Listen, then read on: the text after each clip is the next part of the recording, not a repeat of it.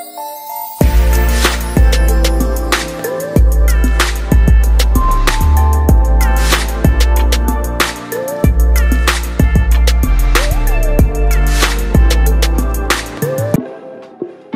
been 2 years since I've really gotten on here, well, posted for real on here, besides the trailer. And I know most of you are probably like, excuse me, I'm sorry, who are you?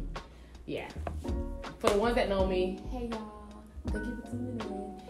For the ones that don't, my name is Alicia Brinson, better known as Alicia D. I am the founder and CEO of Black Script Productions. And I'm also the writer and director of covers. I never got on here just to say thank you.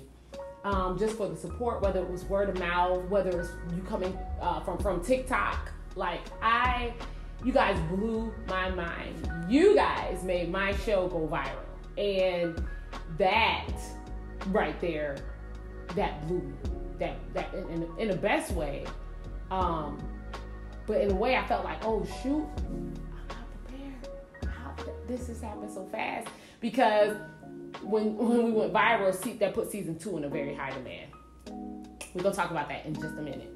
But so I promised myself last year, 2021, I said that I was gonna start a show called The Life of a Dreamer, because baby, for all of my dreamers and visionaries and entrepreneurs, you know this is hard. It's not easy.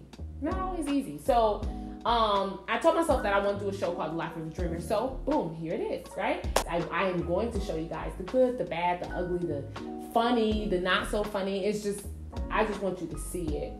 I want you guys to go on this journey with me. But first I'm going to talk about covers, because how my head spun with covers. This is crazy. I'm from Buffalo, New York. I've lived there. I was born and raised there. And I ended up moving to Atlanta in 2020. At the top of 2020, I moved to Atlanta. And back at home, I would do musical stage plays, and those shows were absolutely phenomenal. It would sell out every time. Everything was just good, right? So I moved to Atlanta just do something a little bigger, or network a little more, meet people. But guess what happened? Everything shuts down. Okay, so that put me in a certain place, and I was just, I guess I want to call it depressed, but I was really low.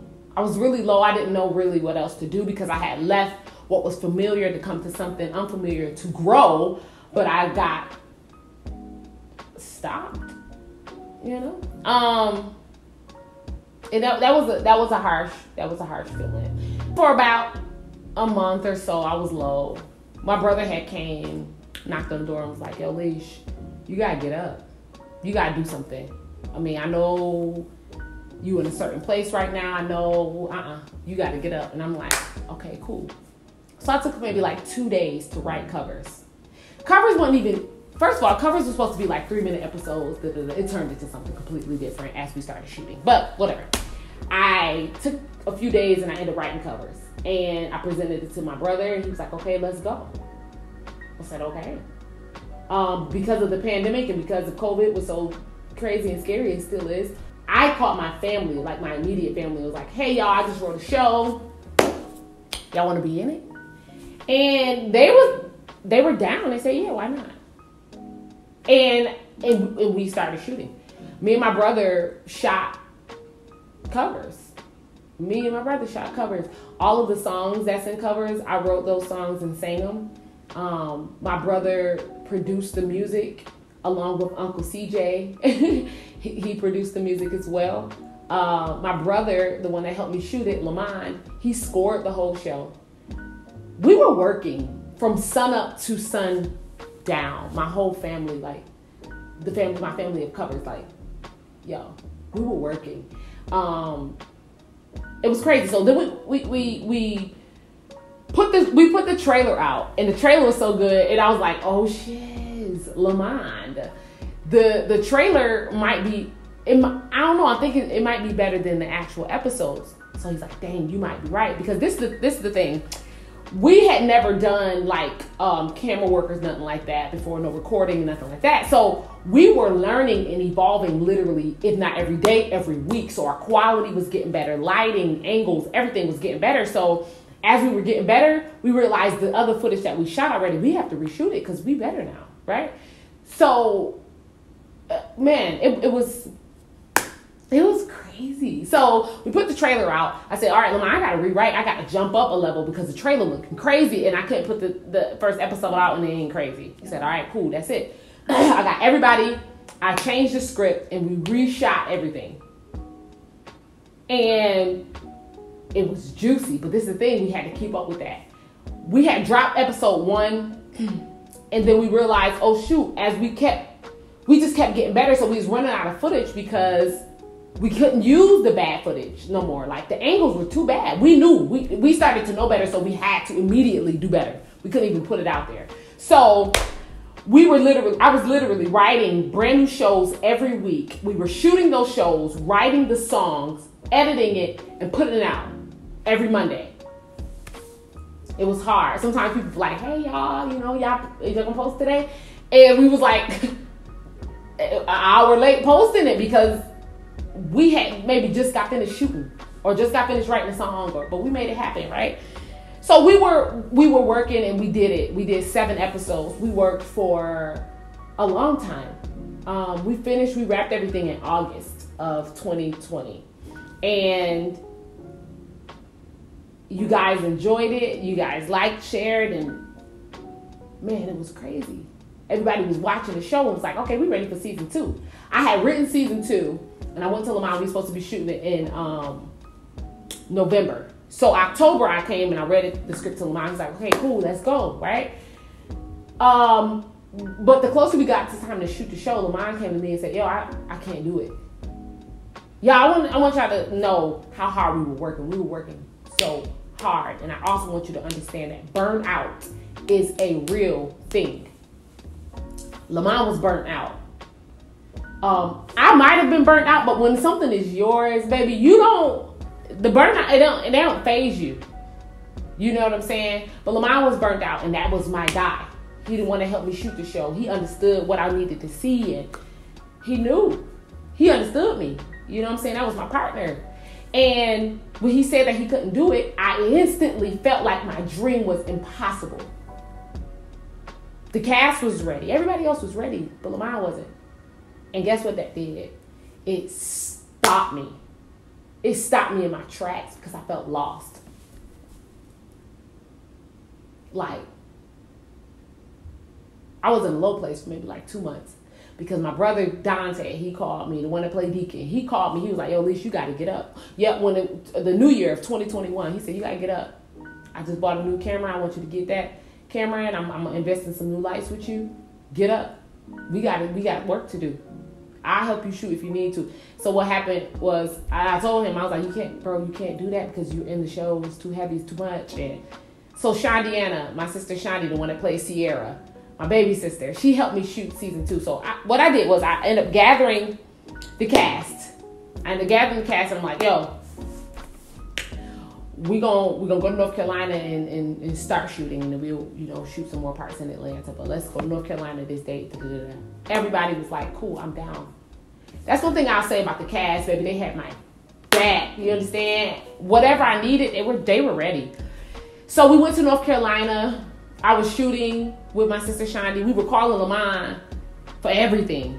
Lamar was in North Carolina for maybe like not even a full day, and he helped me shoot. He showed me some things. Then he had to leave, come back to Atlanta, and I'm like, okay. So I was left with the full cast, directing, everything, and shooting. And I couldn't let nobody else see me sweat because everybody had so much confidence in me. And I'm like, whoo, I knew I could do it, but that's a heavy load. So, but I did it. And after that week of shooting, baby, I broke down. I got home and I cried. And I asked God, I'm like, yo, why would you give me a dream so big? So much bigger than me. I felt like I couldn't. But clearly he trusts me. He knew I could do it. So I get back to Atlanta and I show Lamont. I say, hey, Kayman, this is what we did. He was proud of me. He's like, man, I'm proud of you. This is crazy because Lamont is my little brother, but whatever. He's like, man, I'm proud of you. You did it, you know. But then he pointed out the flaws. Like, yeah, that's too light. That scene is a little too light. You're gonna have to shoot that over and do it. I was like, Lamont, I need you, bro, because I put my everything in there, out there, and you know, and long story short, Lamont helped me shoot season 2. You know what I'm saying? I appreciate him for making me do it by myself. Even if that's not what he necessarily wanted me to do, he didn't want to leave me by myself. But like I said, Lamont has a family, his wife, children, obligations, and every time he can't be there every time. And that's one thing. When you have a vision and a dream, God gave that to you. I don't care about a team. Everybody ain't gonna be there all the time. But if you don't move your feet, baby, it is not gonna move. And I had to learn that the hard way. So we shot season 2. Lamont told me, he's like, okay, Alicia, I'll help you shoot. That's fine, but I can't edit. That was too much for me. Okay, well, you show me how to do it. He's like, okay. He showed me how to edit. So season 2 is coming out, but let me tell y'all, I had to learn so many lessons before I could even get to the point of editing and gathering the cast. I didn't have no confidence in what God had given me. I knew I could write and direct. And I knew I could record it as long as Lamont was by my side. But nah, it had to show me like, no, let me tell you how the show keep going with you. Period. That's why I have to do this show called The Life of a Dreamer, because I need y'all to see the realness of it all. People start seeing the show and they was like, oh man, y'all got money, y'all got da-da-da-da. I'm like, what? We shot this in the middle of a pandemic, baby. We ain't got nothing. We ain't got nothing. We got nothing. And we were shooting at like different family members' houses and whatever, blah, blah, blah. But then this is the thing too, like, so season 2 came and we started renting out Airbnbs and that's when, you know, we even got I can't wait for y'all to see season 2. Oh my God. Even season 2 was a struggle too. So we had shot season 2. 2020 we shot season 2. 2021 we shot season 2 just last year, and the trailer was supposed to be out in September. Lamont's wife ended up having a baby, and Lamont was gonna be the one to edit the trailer for me, but he wasn't gonna edit the show, so that was fine. But then she ended up getting sick, and things just start going crazy all over again, and I'm like, oh my God, why does this keep happening to me? Why is it's not going the way I planned? But guess what I was doing? Guess what Alicia was doing? Guess what? I kept handing my vision to Lamont. It's not his. It is not his. I appreciate him for helping me whenever I ask for help. I appreciate it. But that's why it ain't even his fault. It was mine. When something is yours, you have to own it. I don't care. You just got to do it. I had a certain standard. I have a certain standard of how I want stuff to look and be and sound, and sometimes you just got to do it. Even if it's not exactly what you want it to be, put it out. People going to support it. If it's good, it's good. Period. You know, if it's written well and the storyline is what it should be, then they gonna support it. It ain't got to look like you on Netflix yet. You know what I'm saying? If you can't do that at the time, I mean, yeah, I kept giving my vision and putting it in his hands. And so that is not gonna happen anymore. Will Lamont be my brother forever? Yes. Will he be by my side when I need him? He might not be there physically all the time, but sometimes you might not even be able to call him. But guess what? You got to make it happen. I have to make it happen. I don't care how hard it is. And that goes for everybody. Like, you cannot hand your vision off to nobody. Not when God gave it to you. And I know everybody don't believe in God, but that's me. So y'all gonna hear about me talking about God so much, baby, because that's my boy. He gave it to me, and so here I am talking to you guys and opening up my life and my struggles and my process to becoming everything that I'm supposed to be. I want y'all to see it. And I want to talk to other visionaries and dreamers and entrepreneurs. I want y'all to come on my show called The Life of a Dreamer, because this is a continuous thing. You know, every time it's not going to look like me sitting down on my couch at home. It's going to look like me on my way to set. It's going to start looking like vlogs. Because I'm going to let y'all in my business. Because I want y'all to see the truth. You know, even it is so crazy. Like, even y'all might have seen the jump from episodes 1 and 2, from 3 and all the way up, how much we were just getting better. We was just getting better. So, and that's my thing this year as well. I promised myself that I was going to be consistent this year. Because that's what happened in that short span of shooting season 1. We were consistent. So we had no choice but to grow. We kept growing. We were blowing our own minds. So I just want to see what it looks like to be consistent in this, in Black Script, in my life with Alicia. Just be consistent, and I want to see what happens. I have no choice but to grow. That goes for everybody. We have no choice but to grow when you are consistent. So I thank y'all for watching this. I thank y'all for, you know, sticking it out, because we had 17 minutes now, baby. That's a wow. I just wanted to introduce myself and introduce the show. Comment what you want to see. We have different projects coming up. If y'all want to come on the show and talk to me, and, you know, if you want to just encourage me, you know, write it in my comments. Don't be mean to me, though.